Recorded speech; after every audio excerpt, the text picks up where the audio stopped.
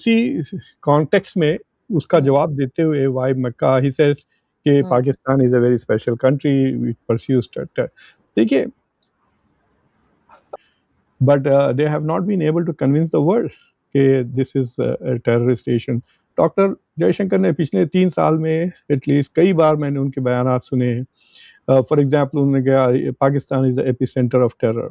अगर आप अब अमेरिका का लिटरेचर जाके देखें अभी तो सेनेट हियरिंग में वो पाकिस्तान को बहुत बड़ा काउंटर टेररिज्म पार्टनर की तरह देखते हैं वो।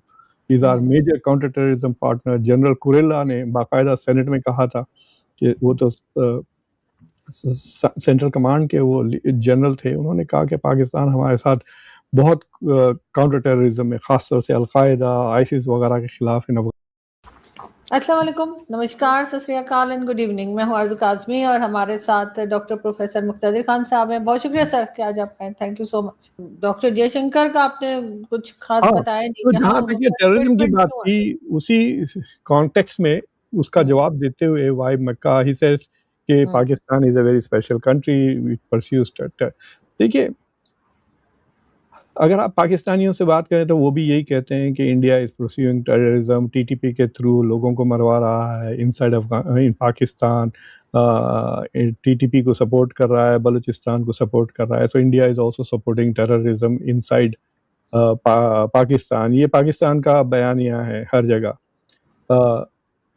The question is how credible these discourses are. India पिछले कई सालों से मतलब has been saying this, but Pakistan को किसी ने स्टेट स्पॉन्सर ऑफ टेरर अभी तक करार नहीं दिया है। ईरान को बना दिया था अमेरिका ने कि स्टेट स्पॉन्सर ऑफ टेरर है, सूडान को भी बनाया, but Pakistan has never been labelled by any country in the world outside India as a state sponsor or terror।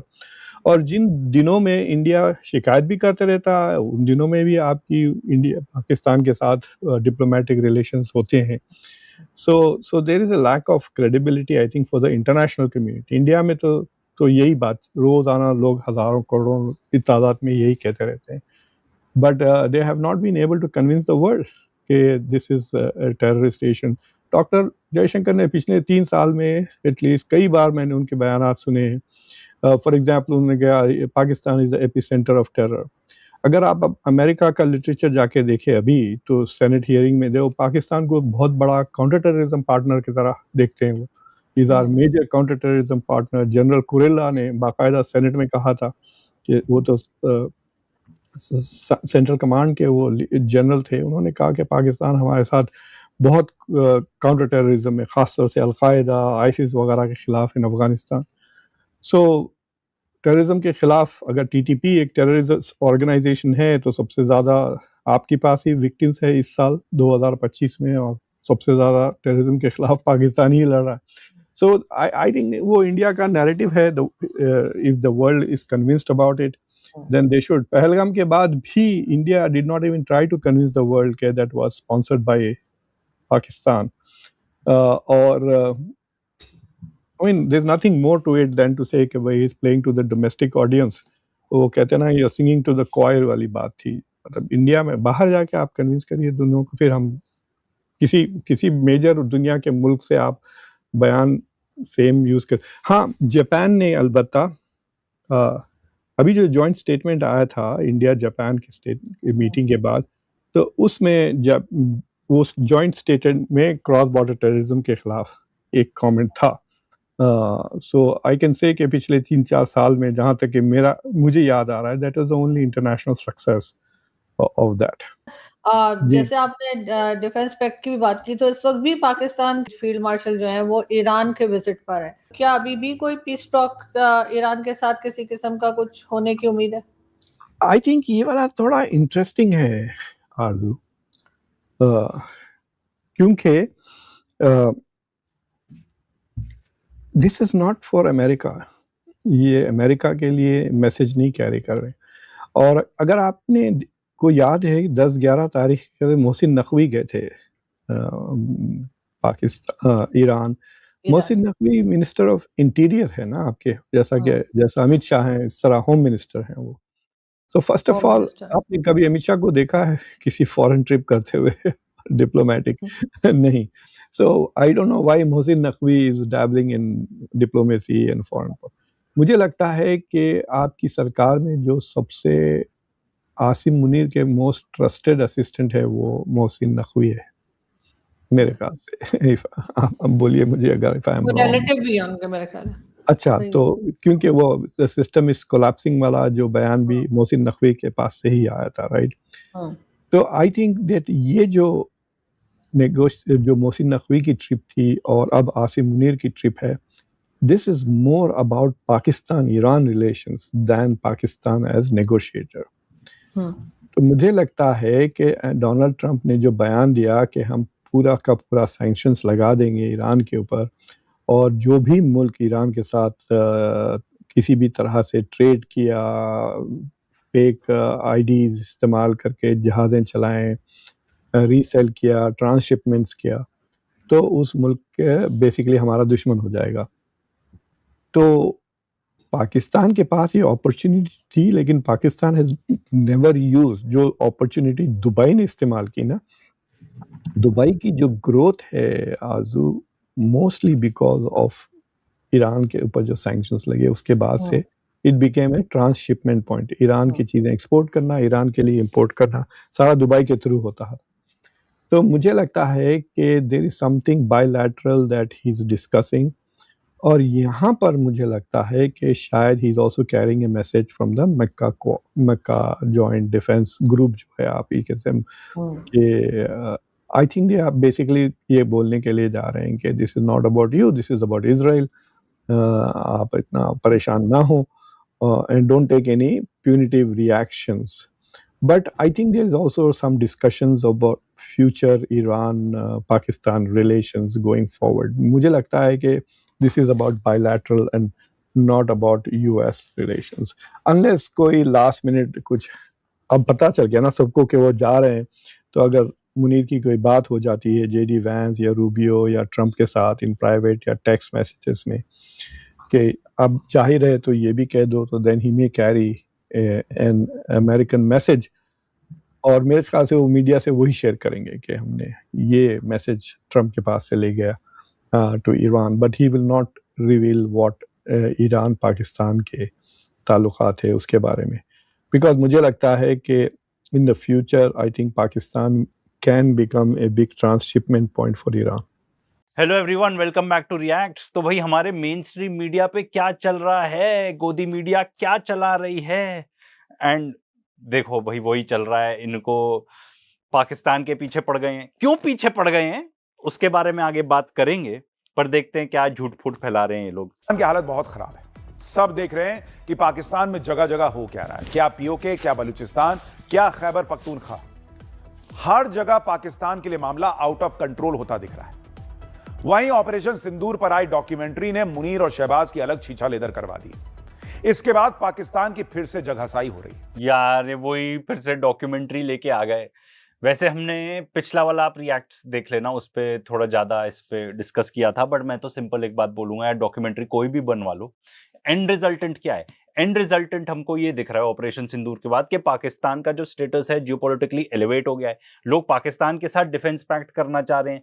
जो चाइनीज जेट्स हैं वो बिक रहे हैं, पाकिस्तान और चाइना मिलके जेट्स बना रहे हैं, वो भी ज्यादा बिक रहे हैं। हमको ये दिख रहा है कि राफेल का शेयर प्राइस डाउन, ठीक है, वो उनकी वो जो पर्टिकुलर कंपनी है, एंड जो चाइनीज जेट्स बनाने वाली कंपनी है उनका share price up.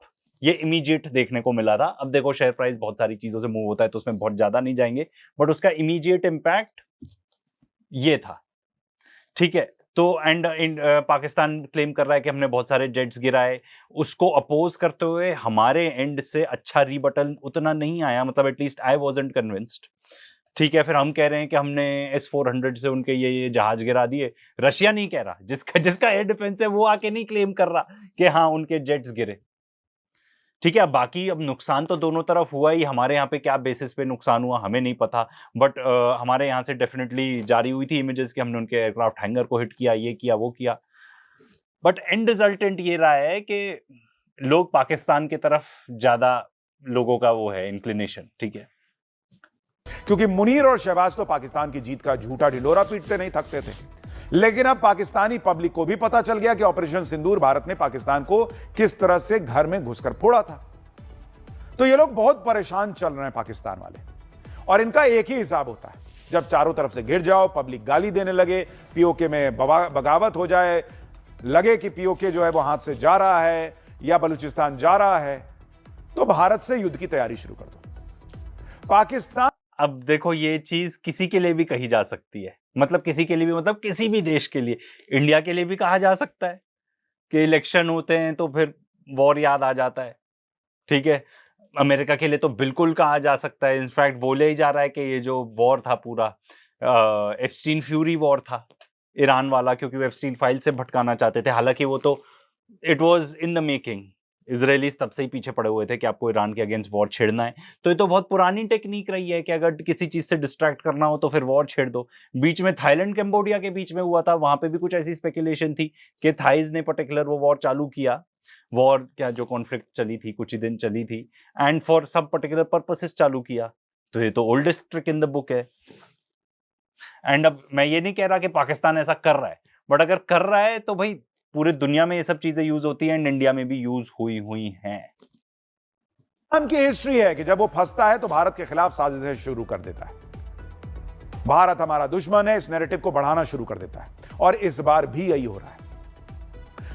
Munir Bharat के खिलाफ युद्ध का माहौल बना रहा है। शहबाज और जरदारी भारत के खिलाफ जहर उगल रहे हैं। तुर्की और चीन से हथियारों का जखीरा मंगाया गया है।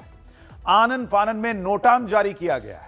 चीन से मिली तोपों को बॉर्डर पर तैनात कर दिया गया है। गुजरात बॉर्डर के पास ड्रोन और सेना तैनात कर रहा है पाकिस्तान। भारत को भड़काने वाले सारे काम पाकिस्तान इस वक्त कर रहा है। मुनीर एंड कंपनी ने ऐसा माहौल बना दिया है कि अब तो बॉस कुछ तो बड़ा होने वाला है, पाकिस्तान कुछ करने वाला है। लेकिन पाकिस्तान की एक और हिस्ट्री रही है, वो जितनी बार भारत से लड़ता है उतनी बार पिटता है। पाकिस्तान लाख कोशिश करे, 1000 तैयारियां कर ले, उसकी हालत इस बार भी यही होनी है। क्योंकि पीएम मोदी और उनका नया इंडिया तो इंतजार कर रहे हैं कि आओ ना, इस बार और कूटेंगे कि पाकिस्तान कोई गलती करे फिर उसका हिसाब तय करे। आज आपको बताऊंगा इस अध्याय में कि तुर्की चीन के मिलिट्री प्लेन पाकिस्तान में। तो सबसे पहले तो भाई इंडिया अफोर्ड ही नहीं कर सकता टू गो टू वॉर। कोई ना पाकिस्तान अफोर्ड कर सकता है, बट इंडिया ज्यादा नहीं अफोर्ड कर सकता, क्योंकि ये जितनी भी चीजें बता रहे हैं ना कि अपग्रेड्स किस तरीके से कि जो पाकिस्तान अपग्रेड कर, मतलब अगर मैं आपको इन शॉर्ट बताऊं तो पाकिस्तान ने अपने आप को ज्यादा अपग्रेड कर लिया। उनके पास एक्सेस ज्यादा है, उनके पास सैटेलाइट्स बेटर हैं, उनके पास खुद की सैटेलाइट्स हैं जो इंडिया के नॉर्दर्न एरिया को अच्छे से ऑर्बिट करती हैं। हमने ऐसा कोई भी अपग्रेड नहीं किया है सिंस लास्ट टाइम, तो हम कोई डिफरेंट आउटकम कैसे एक्सपेक्ट कर सकते हैं। एंड मुद्दे की बात यह है, इंडिया के अंदर खुद इतनी ज्यादा दिक्कतें पैदा हो चुकी हैं। दिक्कतें कैसे? हर जगह प्रोटेस्ट होती रहती है। सबसे ज्यादा प्रोटेस्ट तो जेन अल्फा कर रहा है। कॉकरोच जनता पार्टी में आपने देखा जेन जी, ठीक है। अब जेन अल्फा उनसे उनके बाद वाली जनरेशन कर रही है। किस चीज के लिए? भैया टीचर दो, हमें स्कूल पहुंचने तक के रास्ता नहीं है, टॉयलेट दो, हमें सीट दो ढंग की बैठने के लिए, हमें मिड डे मील ढंग का दो। तो इंडिया अब कल रात को ही देखा, एडवोकेट्स पहुंच गए प्रोटेस्ट पर, ठीक है। कभी किसान आ जाते हैं प्रोटेस्ट पर, मतलब हर तरफ ऐसा माहौल है। तो जो हमारा मीडिया है, instead of doing their actual work के बताया कि भाई दुनिया में क्या, कि भाई देश में क्या हो रहा है, वो भटकाने का काम कर रहे हैं। ये एग्जैक्टली चल रहा है आज के डेट में। मतलब ये लोग यही काम कर रहे हैं। एंड आपको मेन स्ट्रीम मीडिया से आप एक्सपेक्ट भी क्या कर सकते हो? देखो, अब सब टाइप की चीजें तो ये लोग ट्राई कर लेते हैं, बट द रियलिटी इज कि इन लोग के लिए कोई भी पाकिस्तान से बड़ा और कोई डिस्ट्रैक्शन नहीं है बताने के लिए, ओ पाकिस्तान ये कर